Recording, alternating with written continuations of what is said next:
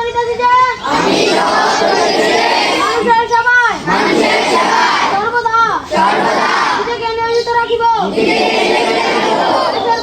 দেশের প্রতি সর্বদা অনুগত থাকিব। অন্যায় ও দুর্নীতি করব না। অন্যায় ও দুর্নীতিকে প্রশ্রয় দেব না। হে প্রভু আমাকে শক্তি দিন। আমি যেন বাংলাদেশের সেবা করিতে পারি এবং বাংলাদেশকে একটি শক্তিশালী রাষ্ট্র হিসাবে গড়ে তুলতে পারি। আমিন।